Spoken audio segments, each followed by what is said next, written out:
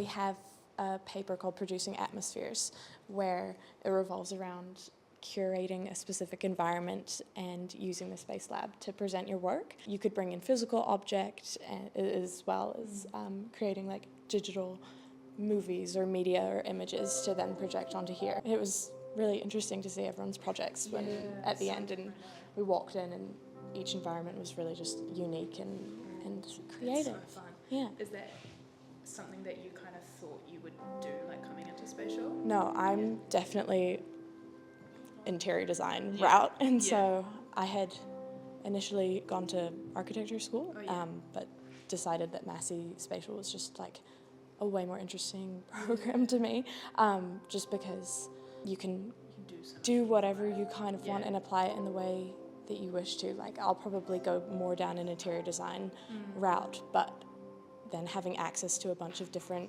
electives as well is really interesting. Like, I love 3D workshops and doing the work down there, and I've got to have access to like heaps of different equipment and materials and education that I didn't think I would get being in spatial design. So yeah, it's really cool. What kind of drew you into architecture that made you change?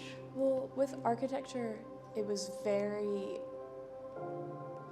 practical, and Practical in the sense that it's quite like, I want to say narrow, but you do architecture. Yeah, and even though like now at Massey I apply math and physics to things that like I do and things that I make, but at architecture at school it's very much like, or at least I felt, you go in and this is what you've got and this is the kind of structure to follow, and just with the way that I work, I find the Massey curriculum so much like easier to follow as well, because I really struggle with handing in projects in like 25% weighted, 25% weighted, and I love how Massey does the 100% of a course, and you just kind of put your all into it and then see what it's like at the end. I really like that about these papers, with how you approach your work and like being able to talk to the lecturers and teachers about maybe different styles of working as well, that I didn't feel so comfortable with like either in high school or other schools. This is a great place to kind of like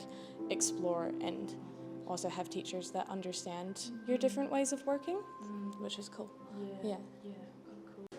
Had to design a 4x4 square, not a square, but an area of a space that's 4x4, and we had to choose between 3 sites in Newtown. This, I don't know if anyone will recognize it, is a Constable Street building right on the edge, and so I really love 3D modeling and Vectorworks and SketchUp and all of those programs, which we learn how to use here, just all of those kind of basic but not so basic CAD programs, which is really fun. And so I modeled that into SketchUp, which took a little bit of time, and then from there you kind of just, as the projects go on and as the semester goes on, you get to just experiment and sort of play and really push projects as far as you want to push them. And so I focused on creating like a little space that responded to the site of Newtown and of this building specifically. But basically we had to design site maps, which is quite a common thing that we do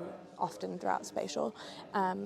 Being able to analyze a site, the places and the people and the environment that's around it, and then applying our own sort of design style and visual representation.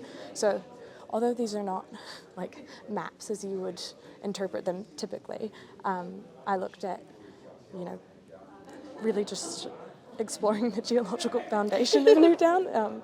My dad's a geologist, so I kind of got to apply that side and interest that I don't typically get to do at design school, so you can look into researching whatever it is that you're kind of fascinated by.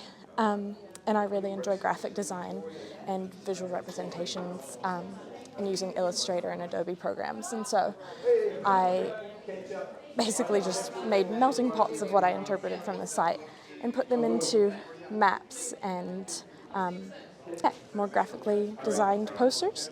And then we do elevations and sections and plans as well, which are these here. And so some are really like interior and architecturally based in the way that you present your work, but any and every student brings in their own sort of design style and perspective. And it's great seeing how we all have the same brief but really produce something incredibly different.